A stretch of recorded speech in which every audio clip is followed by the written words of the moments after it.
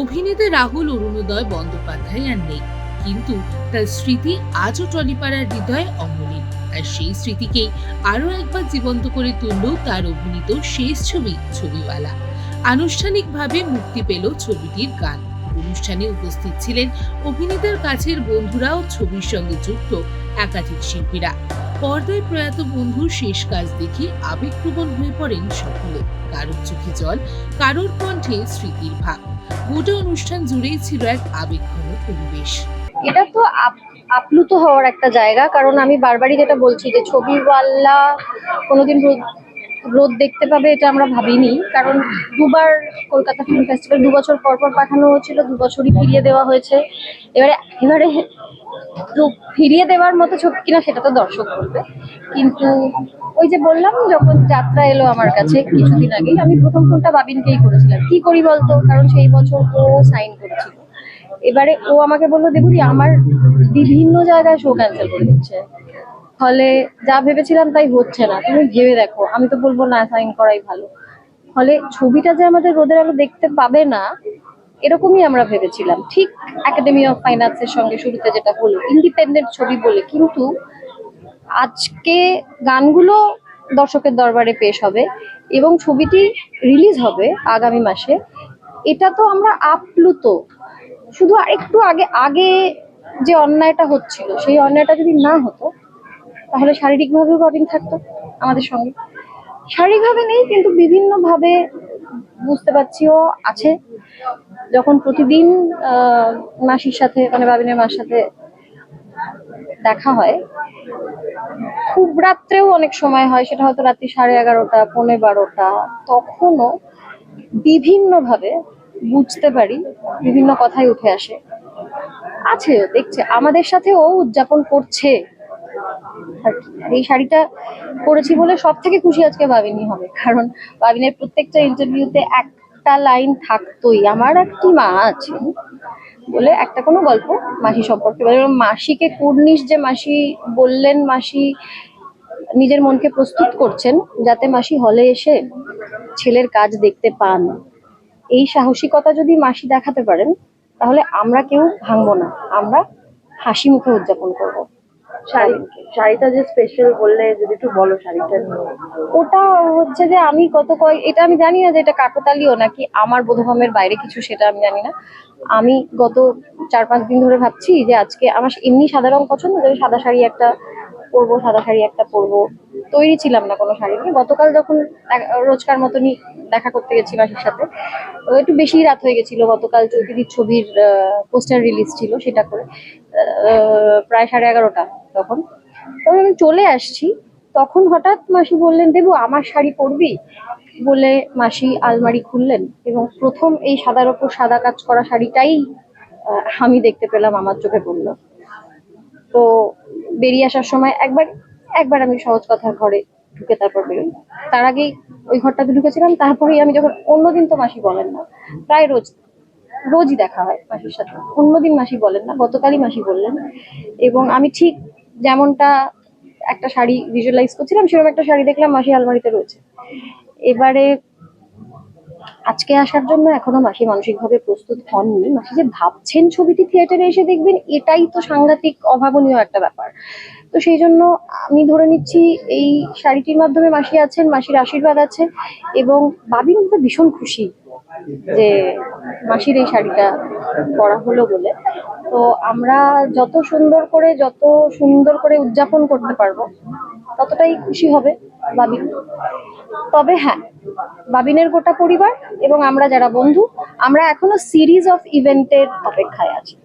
Series of event আমরা এখনো জানি, যে ঘটনাটা ঘটেছে সেই ঘটনাটার সম্পর্কে আমাদের যা যা জানার কথা ছিল সেটার অপেক্ষায় আমরা এখনো অধীর অপেক্ষায় আছি। আমরা সেটা জানতে এখনো চাই। দেবদিনাদি, এর আগেও ছবিটা যখন স্ক্রিনিং হয়েছিল দেখেছিলাম যে তুমি খুব ভেঙে পড়েছো, হ্যাঁ। এবং আজকে মিউজিক লঞ্চ হচ্ছে, এরপরে পরের পর্দাতেও দেখানো হবে। হ্যাঁ। তুমি নিজেকে সংযত রাখতে তোমাকে কতটা স্ট্রাগল করতে হচ্ছে, তোমার মনের অনুভূতিটা কি আছে? ভয়ঙ্কর স্ট্রাগল করতে হচ্ছে নিজেকে সংযত রাখতে। এবং জানি না ঠিক কতক্ষণ সংযত রাখতে পারবো, কতক্ষণ পারবো না, আমি জানি না, এবং আমার জানার খুব একটা দরকারও নেই। যতক্ষণ পারবো সংযত থাকবো, যখন পারবো না থাকবো না। অনেক অনেক অনেক স্মৃতি তো, একটা গোটা ছবি আর একসাথে শুট করার। তারপরে আমি দেখছি ছবির শেষে মানুষটা থাকছে না, এবং সেই ঘটনাটাই বাস্তবে ঘটে গেল। সেটা তো কতটা ভয়ঙ্কর সেটা বলে বোঝানো কঠিন, কিন্তু আমি চেষ্টা তো খুব করছি যাতে হাসি মুখে আমরা উদযাপন করতে পারি বাবিনকে। তো খুব আনন্দ করে হই হই করে বাঁচা একটা মানুষ ছিল, উদযাপন করতে পারি। এবং প্রত্যেক দিন দেখি যে মাসিও সেটাই চেষ্টা করছেন, প্রিয়াঙ্কাও সেটা চেষ্টা করছে, দাদা ভাই সেটা চেষ্টা করছেন। কাজী যতটা সম্ভব মনের জোর সংশয় মনের জোর একত্র করে চেষ্টা করছি যে ভেঙে না পড়ে যতটা সম্ভব উদযাপন করার বাবিনকে। তবে মানুষ তো, কখনো কখনো হয়তো ভেঙে পড়তেও পারি, সেটা হয়তো আমার কিছু করার থাকবে না। যদি পড়ি তাহলে পড়বো, কি করবো, মানুষ তো রক্ত মাংসের। হ্যাঁ,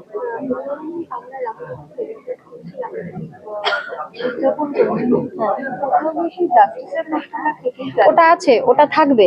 আমরা যতদিন না জানতে পারবো যে এটা একটা ইনসিডেন্ট, আমরা যতদিন না জানতে পারবো যে সিরিজ অফ ইভেন্টসটা কি, ততদিন সবাই অপেক্ষা করছি আমরা। কোনোভাবে কিন্তু ও এমন একটা মানুষ ছিল, সবার সঙ্গে ওর একটা ব্যক্তিগত সংযোগ ছিল, আর সবাইকে ভালোবাসতো। ওর লেখাপড়া, ওর গান শোনা, অভিনয় সবকিছু মিলিয়ে খুব অন্যরকম একজন, মানে আমি বলছি খুব সেন্সিটিভ এক ধরনের শিল্পী, যে শিল্পীর সংখ্যা সত্যি সত্যি এমনি আমাদের হাতে গোনা। তো আমি মানে আমার ব্যক্তিগত সংযোগের কথা বলার আগে আমি বলবো যে এই যে ছবিটাতে ও হচ্ছে নায়ক, ফলে ও নায়ক এরম একটা ছবি, এটা বোধহয় ওর শেষ ছবি। ফলে সেদিক থেকে ওর বডি অফ ওয়ার্কে এই ছবিটা খুব ইম্পর্টেন্ট একটা ছবি। এই ছবিটা অবশ্যই সেই কারণে সবার দেখা উচিত। আমি তো দেখবো এই কারণেই যে ওকে আমি অভিনয় করতে দেখবো। ও তো অভিনেতা, ওকে সবাই সেভাবে মানুষ চেনে। তো এই ছবিটা আমি অনুরোধ করব বা মানে আপনাদের মাধ্যমে, আপনাদের মিডিয়ার মাধ্যমে সবার কাছে এই বার্তাটুকু পৌঁছে দেবো, যেন সবাই এসে যেন রাহুলকে সেলিব্রেট করে, যে আমাদের এতদিন এতটা আনন্দ দিয়েছে, তার নিজের অভিনয় দিয়ে, লেখা দিয়ে, সবকিছু করে, নাটক দিয়ে। তাকে এসে আরেকবার সবাই মিলে আপনারা সেলিব্রেট করুন। সবচেয়ে বড় শ্রদ্ধা বা সবচেয়ে বড় ভালোবাসা জায়গা যে দেখো, এমন কিছু কিছু ঘটনা ঘটে না, সে ঘটনা সারা জীবন ধরে যতবারই মনে পড়ে মন খারাপ লাগে। কখনোই সে ঘটনার মানে তীব্রতা, দুঃখের তীব্রতা হয়তো কমে, কিন্তু মন খারাপই থাকে। সুতরাং রাহুলকে হারিয়ে ফেলাটা একটা ভয়ঙ্কর মন খারাপ। আর্টিস্ট হিসেবে, একজন শিল্পী হিসেবে, একজন ছোট ভাই হিসেবে, একজন সহশিল্পী হিসেবে। আমি ওর সাথে অন্য ছবিও করেছি, প্রথম ছবি তো ওর সঙ্গে করেইছি, রাহুলের প্রথম ছবি। তো হ্যাঁ, আজকে সেলিব্রেট করার জন্যই এসেছি।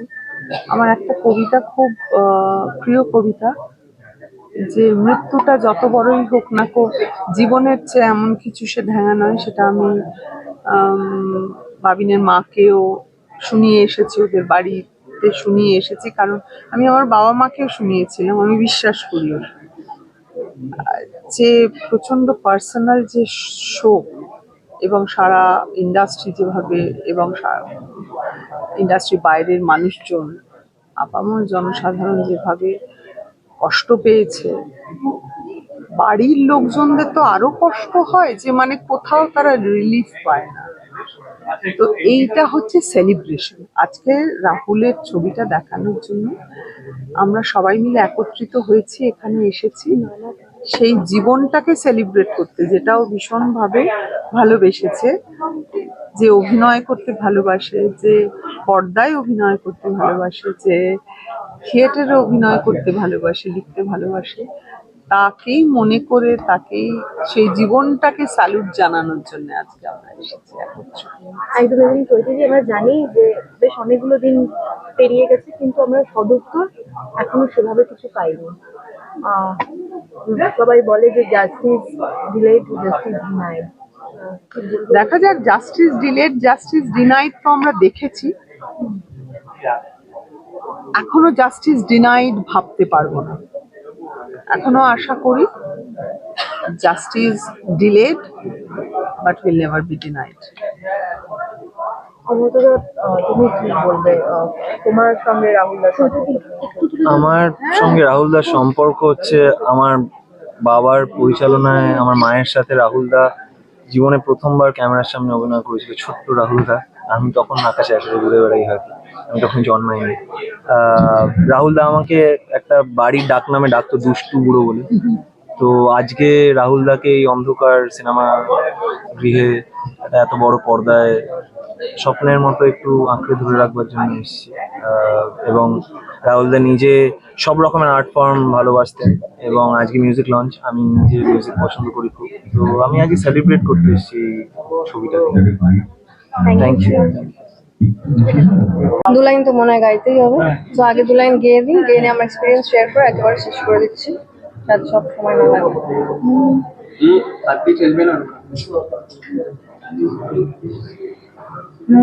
বোঝা কি অতই সহজে বল, প্রেম দেখতে ঠিক তোর মতো বিকল, কোন ভাবনায় মন ভাসলে তুমি আমায় ভালোবাসলে, আবার কেন কাঁদলে নাকি বুকের ভিতর মাপলে কত জল, মন বোঝা কি অতই সহজে বল।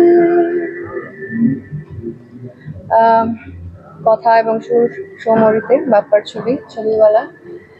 সৌমরিতের সঙ্গে আমি আগেও বেশ কিছু কাজ করেছি অ্যাজ এ ইয়াং কম্পোজার, যথেষ্ট ভালো ভালো কাজও আগেও করেছি। যখন এই গানটা রেকর্ডিংয়ে আমি গেছি বা যখন এই গানটা নিয়ে আলোচনা হচ্ছে, আমাকে স্ক্র্যাচ পাঠিয়েছে, আমার গানটা ইটসেলফ খুব মানে আমার পার্সোনালি খুব ভালো লেগেছিল, যে গানটার যে বক্তব্য বা গানটা যেভাবে ও কম্পোজ করেছে। তো আমি আমার 100% দেওয়ার চেষ্টা করেছি, কিন্তু যেই সময় স্টুডিওতে রেকর্ড করেছিলাম সেই সময় মানে কল্পনাতেও আসেনি, দুঃস্বপ্নেও ভাবিনি যে আজকে এই বাইটগুলো দেওয়ার সময় এরকম একটা সকলের মনের অবস্থা হবে। আমরা একটু আগে দেখলাম যে এই গানটা যখন ভিজুয়ালি দেখানো হলো অডিও ভিজুয়াল স্ক্রিনে, মানে কোনো মানুষ মনে হয় ছিল না যার একটুর জন্য চোখ ছলছল করেনি। এবং আমিও শুনতে শুনতে এটাই ভাবছিলাম যে আজ যদি রাহুল আমাদের থাকতো এখানে ফিজিক্যালি, তাহলে কিরম হতো, কি বলতো। যাকে মানে যাই হোক, বাট আমি এটা একটা দুঃখের নোটে শেষ করতে চাই না, আমি একটা পজিটিভ নোটে শেষ করতে চাই, যে শিল্পী সত্তা রাহুল এত বছর ধরে আমাদের দেখিয়েছে, যে ভালো ভালো কাজও করেছে। আমার মনে হয় এই ছবির মাধ্যমে, এই ছবির গানের মাধ্যমে রাহুলকে সেলিব্রেট করবো আমরা। আমার মনে হয় সেটাই মনে হয় সব থেকে ভালো হবে। তো থ্যাংক ইউ।